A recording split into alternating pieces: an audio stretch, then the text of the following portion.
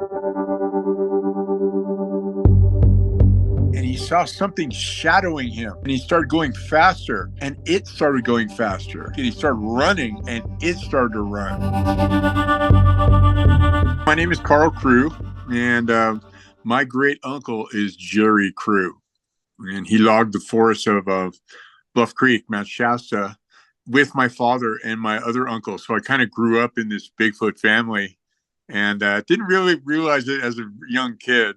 But everything slowly trickled out over the years, and after a while, I met Jerry Crew as a kid a few times. He came by, and he was really cool, and he did all these little tricks with. He could do magic tricks because he taught Sunday school. He took the Hopi Indian kids to Sunday school, so he always had little tricks to make them laugh and get their friendship and stuff. So he taught me my first magic trick was a French drop. But I always loved him. He was a very cool guy. And but as I grew older, I'm a writer. I've been a writer all my life, a writer, producer, and actor. And I just came on to me that I'm the only one in the family that is a writer, so to speak. So I need to do the script and tell the real story about Jerry Crew because there's so much disinformation out there. So I contacted my uncle Jim, who was there with Jerry along with my father, and Jim's the only one that's left alive aside from Jerry's kids, Wade and Hiram. But Jim, I got all his magazines he collected for 50 years of the articles of Jerry and just hundreds of yellowed newspaper articles about Jerry and about Bigfoot. And I just devoured it all. And then I just started, combing the internet, and I met Peter Byrne, and I got to interview him like 3 or 4 times. And what a brilliant man that is! Holy moly! I'm so sad he just passed, but yeah, that was an honor to interview him, and I got a lot of dirt. He just gave me so much dirt; it was great. And it was like just talking to the Pope of Bigfoot when I was talking to him because you can't mince words with him. He was 94 when I started speaking with him. So, yeah. So my father took me to Bogey Creek as a kid. That's how he kind of started to let it out that our family was involved with Bigfoot. My father was a cardiovascular surgeon. He logged his way through medical school, and he was really cool. He would sneak me out to movies, on school nights and stuff. And I remember one time I was like in the fourth grade, I think, and it was show and tell at school, and I went to school and I talked about Bigfoot, and everyone just cried laughing, and even the teachers were like, "No, that's not real." And I was like, you know, I was bummed out. I was like, I went home from school that day, and my father came up to me. He goes, "What's wrong with you?" I said, "Oh man." I told him. He goes, "Hold on," and he walked out of the room. This is at night when I'm in my bed, and he came back in and he had the cast of Jerry's. And he goes, and he told me about my Jerry. And I was blown away. And he laid it down on my table. And he said, "You know what? You don't have to worry about stuff like this if it's truth. You don't even worry about what people say. It doesn't matter. You know the truth, and that's it. Don't just be very confident in that." And then he left the room. He said goodnight, and he turned off the light. And I got my little flashlight out. I call over and I look at the print. I'm like, wow, wow, this is such cool. And what I didn't know was he had hooked up an intercom from my room to the basement because I wanted it there so I could talk to him when he comes in at night, from rounds from the hospital. And he had got it going that day. And I'm just laying back down in my bed, like, and all of a sudden I hear, ah, coming from and I like freaked out. And like, and he ran up the stairs and he was laughing. He goes, "No, that was me, dude." He called like a Bigfoot. So, yeah, he was a really, really good, very great father. Very happy. But Tell me though, let's go back to the script you wrote because you Yeah, wanted the facts to be correct and get the truth out. So yeah, tell me about how that happened, where your father and your two uncles were all sure, together, sure, let's kind of start from the beginning and sure. just give me that information. My father was he was in he was a young guy, and he was spraying down the roads in these big trucks because the type of soil on Mount Shasta is very, it just makes dust in a second. So they had to spray down the roads to even go down them, for when they were working, clearing the trees. And so that was his job. That's how he started out. And he later taught my great uncle, Jim, how to do that. And Jerry never lived in the camp. Everyone else lived in the little motorhomes on the camp on site, but Jerry would go home every weekend because he would go to church, and he would go by and pick up the Hopi Indian kids and take them to church. And he was a very, he wasn't a drinker or anything. And when I interviewed Peter Byrne, he was saying, well, the word for Jerry Crew is integrity. Everyone knew he had incredible amount, he had integrity. So his word was never doubted. And yeah, it was Jerry got to the site one morning, and it was like 9 in the morning on August. And he looked down and he see these prints in the ground around his bulldozer and going over the side of the hill, many of them. And he was like, what am I being punked? What is this? And he ran down and showed some other people, and they were kind of freaked out. And he what he did was he actually went to into town, Willow Creek, and there was a taxidermy shop there, and he met Bob Titmus. And he was telling him about these tracks. He goes, yeah, it's just you're probably being, someone's probably playing a prank on you and stuff. And he goes, well, do you know how to do a plaster cast? He goes, no. And he showed him, he sold him a plaster cast kit. And so the next time he was up there and he got there in the morning and there were tracks, he goes, okay, took out his cast and he cast it. He made a plaster cast. And he took it back, and he eventually took it into the Humboldt Times in town with Mr. Gonzoli. And when he got there, they were like, okay, so let's get some pictures. Now smile. And he goes, no, I'm not smiling because it's not a joke. Okay, I'm not going to smile. So they took pictures of him holding the cast, and literally the story laid on his desk for a week. And he finally goes, you know what, this guy, we believe him. We're going to print it. Well, 1958, it was the first thing that went viral, all over the world. And Jerry did not like publicity. He did not into any of that. He's like horrified. And there were 2,500 calls that came in the first week after the story broke. And Genzoli called Jerry, goes, what's going on? This is crazy. You started a firestorm. He was horrified. And he came into the office, and um, yeah, there was just a lot of blowback. I mean, a lot of people were, stories from other people kept coming in, and yeah, we've seen him too. And yeah, that's how it kind of started. And very humble man, Jerry, very humble. And I remember Jim. He was coming back after logging or after doing the watering on the roads, and he was in a Harley, and he had a little motorhome in the woods on one of the roads. And he was coming up, the sun was going down in the woods, and it gets really dark after the sun goes down. There's no light. And he's on his Harley, and it broke. The socket broke. And he just got off and goes, and he grabbed his laundry and he started huffing it up the road to make it back before it gets too dark. And he looked down and he could see the Willow Creek through the trees. It was parallel to the road. And as he was walking, he looked down and he saw something shadowing him. And he was, and he started going faster, and it started going faster. And he got a little spooked, and he started running, and it started to run. And finally he just stopped, and he grabbed a rock and he threw it, and it hit it. And it got down on its knees or whatever, haunches, and howled. And he never forgot that howl. He heard it later on in life. Never forgot his hair stood up, and he ran to his trailer, jumped in the trailer, slammed the door, and there was no other problems. But that's one of the opening scenes of the print. Yeah. Um, but it's the funny thing is that Jerry never saw one. He never saw one. He was there. He knew when they were. He felt their presence. He could smell them. He saw like out of the edge of his eye, but he never actually saw one, which is kind of ironic in a way. But Jim, who was hired by Peter Byrne, definitely saw one. And my father never saw one either, only heard them. And Peter Byrne was hired by Tom Slick, a very famous millionaire, to come to town and fire all these people that were hunting Bigfoot for years, taking his money.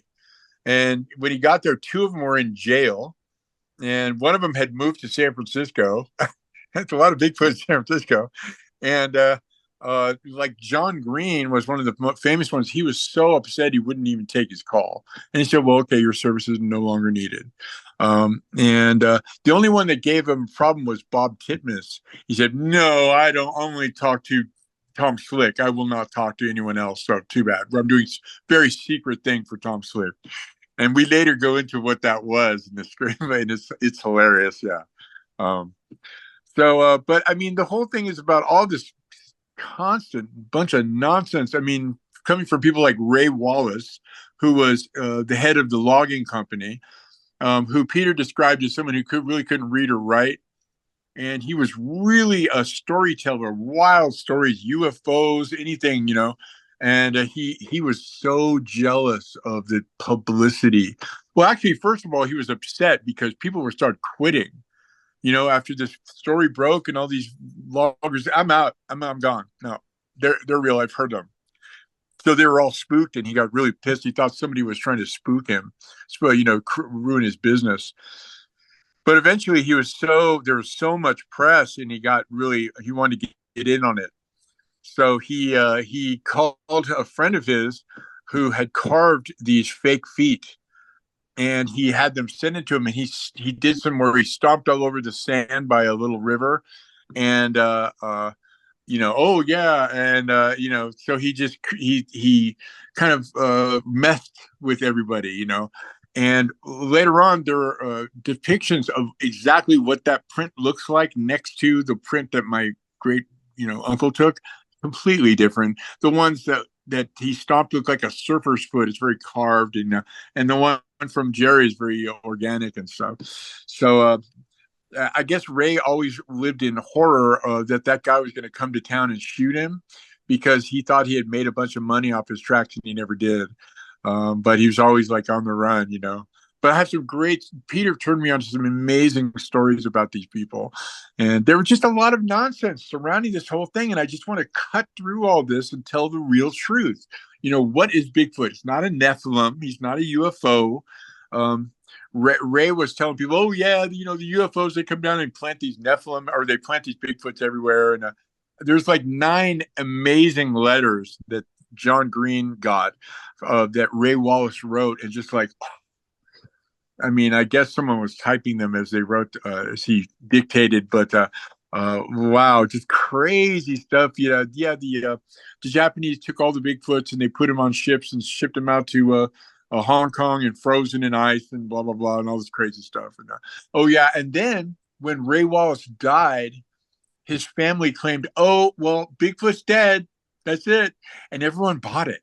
I mean, like from Shep Smith to Jay Leno, it went everywhere. Bigfoot's dead. The guy who did Bigfoot, the gig's up.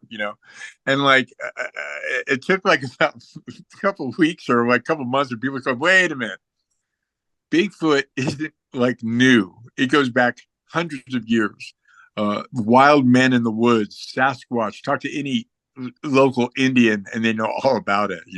So Ray even claimed that his wife was the one who did the in the suit for the Patterson Gimlin film. Like it's just crazy tall stories and stuff.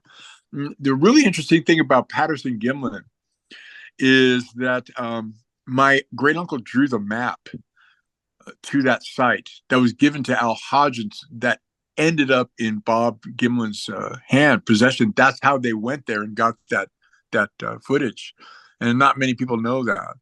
And Bob Gimlin, man, I hope to meet him someday. I know he's getting advanced in years, and I don't think he does Bigfoot conferences anymore. But he said some things that are very much along the lines of my conclusions of what Bigfoot is. And one of them was when he was interviewed, he had a gun. Like in the famous film, he's sitting there with a gun, and there's the Bigfoot Patty, and and they go, why didn't you shoot it? And he goes, I wasn't going to shoot it unless it was going to attack me and kill me. I wouldn't shoot it because it was too human. Hello. They're not apes. They're not wood apes. They are human. They are humans that have adapted to living in the woods because of great distress, i.e., the New Madrid Fault that went off in the 1700s, and literally the Mississippi River flowed backwards, and all these rivers in Oregon were dammed, and everything was freaked out. People were dying and screaming and ran to the woods, and through interbreeding and just having to adapt to living like that, I believe they became bigger, and they just were on a different level as far as I mean, they're very smart. They have their own language and stuff. And to talk to any, I was just on a show with that guy. Oh, what's his name? He has Bigfoot Island, and brilliant Indian guy, and he was talking about how some of their shamans go and they get medicine from them or whatever. There's always another level with the Indian aspect of it, but yeah, I think they're human. Did your dad ever talk about, what he thought, or what Jerry and Jim thought about this whole situation? Well, yeah, I mean, like Jerry, he didn't know what to think. I know his son Hiram, his eldest son, thought they were like related to Nephilim, and one of the reasons he thought that was because there's a perception that they're interdimensional. Because I saw one and it appeared, and then 500 feet down here it appeared again, you know. But really, the answer to that is they move in packs, in families. So the one you saw pop up and disappear was not the same one you saw appear down here. It's part of the pack that's moving. So I don't think they're Nephilim. I mean, who knows? There could be some bloodline in there, but I don't know. I have no idea. But Jim, they're Uncle Jim, they're real. I mean, Jim was the coolest uncle in the world, man. He drove a Harley. He worked at a Steinhardt Aquarium in San Francisco. He took me backstage and showed me all the needle-nosed gar, and he got to swim with the dolphins, and he saved wild birds and snakes, and he's really cool uncle, man. He's such a cool uncle. But he totally, there's no question in his mind that he believes that they're real, and he's seen them. And as far as what they are, they really don't know. I mean, they really don't know. And my father, I wish before he passed in 2018, I had talked to him a little more. I did talk to him a lot about it, but I really wanted to, get to the meat of it. But, there's a certain point where like, I just went to a magic show, and my friend that was at the magic show was like, I know how they do that. I know how they do that. I know how it's like, stop. You're missing the whole joy of it, don't try to figure everything out. Just flow with it and enjoy what you're seeing. And that's kind of the same thing with Bigfoot. I mean, we do want to know what it is. We do want to know where, about it, but something is there that alludes. It's a little bit more geared into the life of living in the wild than we are. I mean, we're all just like, they're on a different level as far as perception, I believe, and because they have to live like that. And I mean, I just can't wait to get out there. We're gonna shoot in Willow Creek. We're gonna shoot. We should be going into pre-production next year, so I'm really excited about it. That does sound very exciting. Yeah. Tell me, in all of those articles and magazines and things like that, what did you draw from that? What were they saying back then when they wrote those? There's just so many details. I was like, to stuff all this into one script, it took 2 years, and I had to just kind of whittle everything down and make sure it's streamlined. But it was, it was always kind of a mystery. Well, we don't know what this is. There's of course those people. Well, this is a type of ape, and this is blah blah blah, and other stuff. But usually they left that alone, because they wanted the clickbait, and they wanted to, just the magnificence of what they're saying to be, uh, more palatable for people. And um, let's see. I mean, they just went into detail about the different instances. Like some of the things going back ways to the 1700s, where the wild men in the woods, where this baby Bigfoot was caught and it was howling all night, and it finally got away in the morning, and they found these tracks, and there wasn't in there wasn't a lot of speculation as what could this be. It was just about presenting exactly what happened. And fascinating stuff, though. Just like I've always loved uh, hidden history, so this was just right up my alley. When Jerry found all those tracks around his bulldozer, obviously this was a working site. Was there Yes. any damage to anything, the equipment, any of the No, trees, anything? no. There, I will tell you, there's some very famous things that happened. Like they discovered that a 600-pound drum of oil full was picked up and taken over to the side of the road and thrown down the ravine. It wasn't dragged, it was picked up. So these things are incredibly strong. There was another giant tire off of one of those tractor that they were using that was taken and rolled down to the side and rolled over the edge. They would, because the roads, they had very steep ravines. This is a very mountainous, Mount Shasta, man. It's like a human to just go over the side. It's like, yeah, it's like death. It's very, very steep. And so, but these things would just go no problem. Just go right over the side. They see this tracks go right over, no problem. And so they had an amazing agility in the woods, and obviously humans couldn't do it. I mean, there were times when Ray Wallace got so mad he brought these hunters in with these dogs, and I'm going to get these guys. And so he sent these dogs out when they thought that they saw a Bigfoot or some kind of action, and the dogs, they were on the road, and they let them go. They got the scent, and they disappeared over the ravine, and they were just listening, just wait, just wait, just wait. And they just were sitting there silent for about half an hour. And then they heard in the distance, "Ow!" And later on, they found these dogs had died. They were killed. And yeah, so really, really creepy stuff. I just can't wait to I love redwoods. I love being out in the woods. I can't wait to actually be there, to feel that. Cause if you can imagine, you're all alone in the woods, and I mean, yeah, it's like people they just say, oh yeah, okay. But to really be there, it's very scary. Yeah. So anyway. So you're going to be filming there, and are you going to try to reproduce it or do it more like a documentary? Oh no, it's going to be a feature film. It's going to be we're going to reproduce it. And yeah, it's not going to be a documentary. It's going to be an account of his life and everything around it. Everything from Tom Slick and all the people, all the hucksters, and all the nonsense that's surrounding it. But we're going to cut through all the nonsense, but it's going to show it really. Um, yeah, I'm really excited because I mean, even to this day, I'll be online or something, and somebody, yeah, oh, that Jerry Crew, that was a big fraud. I mean, we saw the prints, and they'd never seen the print, the picture of the fake print and the real print together. It's like, dude, do your research. Yeah, you're not doing too good. So yeah, I just really wanted to spell all that because Jerry Crew wasn't out to fool anyone. He was involved in something much bigger than he opened a can of worms. And he just rolled with it. He's a really, really amazing guy, and I want to pay tribute to him and Peter Burns and all the people involved that had integrity. Exactly. So obviously he had people there that also could back up the fact that the tracks were there and that he got the cast. I mean, there are lots of people obviously that were working in the area, right? Absolutely, and they all saw it. He named Bigfoot.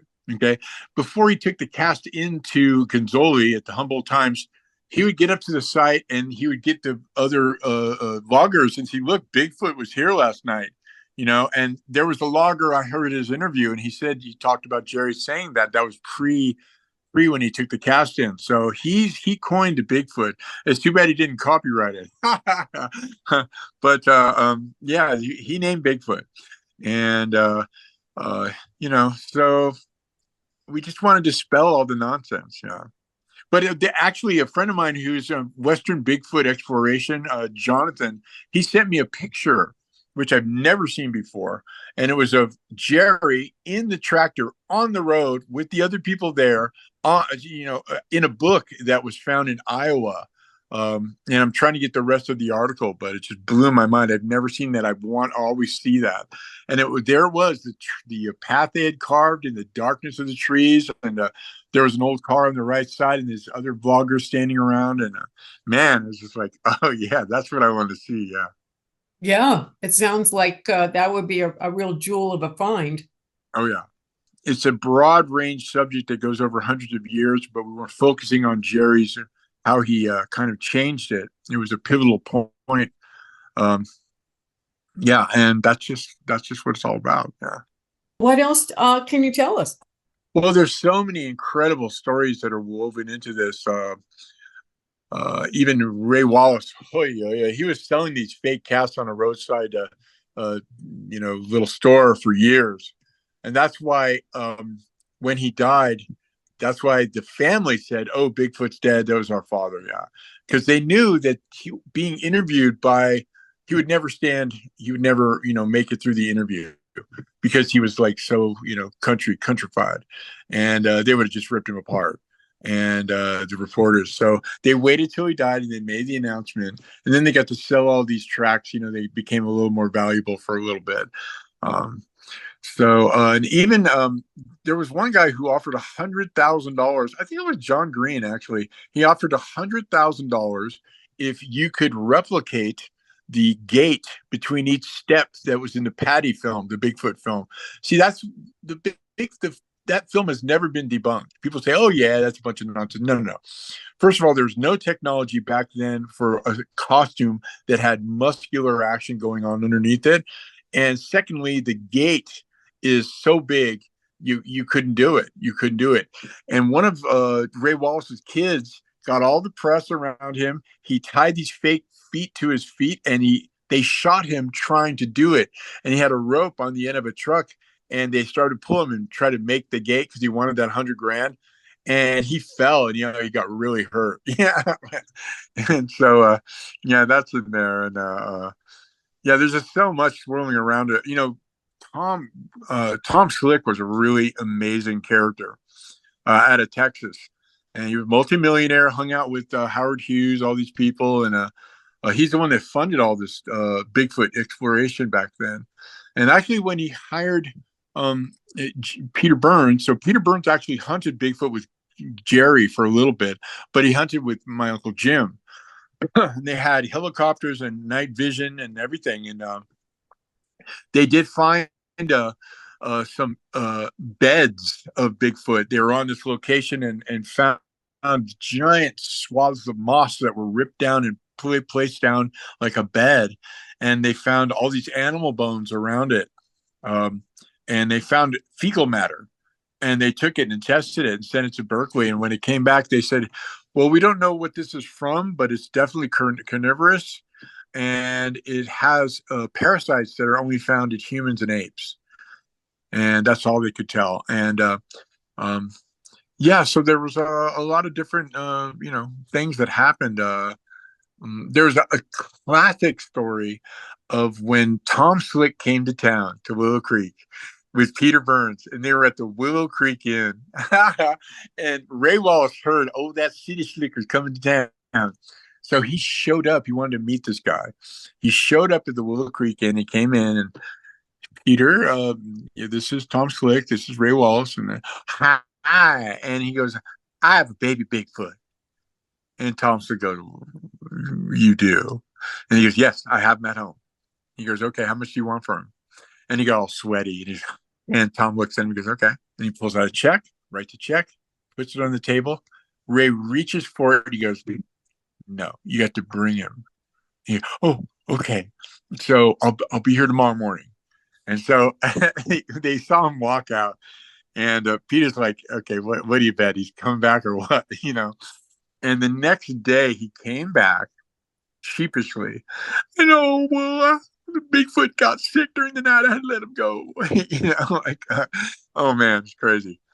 Just all these little things like that no one even knows about. And Peter Byrne turned me on to all this different things that happen, especially the Bob Titmus thing that I'm not going to tell you. You have to see the movie to see that. That's a classic, a classic. But yeah, I mean, I've been immersed in this for basically all my life, but in the past few years, it's just been watching everything else and just cover, reading as much as I possibly can. And yeah, I've just come to that conclusion that they're actually human. Yeah. You were probably talking about Thomas. Is he with the man who also thinks that they're human on the island? You talking about, I mentioned someone Bigfoot earlier. Island? Yeah, Yeah, I was just Bigfoot on a Island. podcast with him. Yeah, exactly. And actually, I told you Bob Gimlin when he was interviewed. Yeah, I told you that, right? He had a gun at the site, and they asked him why he didn't shoot it because it's human. I'm not going to shoot something that's human, and that's exactly correct. These are human. They're human. They're just they have adapted. There's a difference between macro and micro evolution. Macro evolution, there is zero evidence for. Just like, oh, Lucy, oh, the Nebraska man. This has all been proven as fake. Macro evolution is a religion because there's nothing to support it. There would be billions of pieces of fossil evidence showing the transition of species. There's zero. Okay. Microevolution is completely different. That's adaptation of species. So, that's why the dogs in Alaska have, hair more, and, they've adapted to and it's exactly the same thing with what happened to these people, to these Indians that went in the woods, after the massive earthquakes and stuff that they adapted. So that's what I believe they are. Yeah. Do you think they're all over? Do you think they're all over the United States? Well, yeah. I mean, there's reports all over from skunk apes and in Florida, and I mean, there's literally reports of this kind of thing all over the world. So we don't know the entomology of all that, as how they got where they went to. I mean, who knows? It's all coming to light. Everything's going to come to light. I believe that they're going to catch one finally someday. Another thing about how come we don't see any dead ones? Well, they bury theirs. I believe they bury their own. And that's why you don't see them. There's always that, oh, we found a dead Bigfoot, and then it turns out to be a fake. And I mean, it's so funny because 100 years ago, all the scientists got together and said, we have literally discovered everything they could possibly be discovered. There's nothing left to be discovered. Sorry. And then 2 weeks later, quantum physics was discovered. I love the pompousness of man, thinking that he's figured it all out. You haven't. So, but we're just Exactly. trying to, yeah, we're just trying to keep it real and, cut out all the legend stuff and get to the meat of the matter, so to speak. Well, I can't wait to see it. I think it's going to be a great production. And it sounds like a very timely piece as well. So Thank you. give you credit for putting that script together and getting it produced. Yeah, it's going to be a wild ride. We already have distribution on it. We're looking at some directors right now and some leads. It's not going to be a small budget movie. I don't want it to be my friend did my Bigfoot Wild Weekend movie. I was like, no. Not going to be an exploitation movie. It's going to be the real deal. And so it's going to be big budget. So yeah, really looking forward to it. And there's something so magical about Shasta. I mean, I went there as a kid, my parents, so we rented a houseboat on Lake Shasta for 2 weeks and water skied, but just being up there in the woods on the lake, oh my goodness. And another time we rented a cabin in the woods in Shasta. It was like, oh, so you think anything can happen up there, I know there's a long history of supernatural stuff happening in Alaska, but pretty much anywhere. But yeah, I don't believe these things are supernatural. So.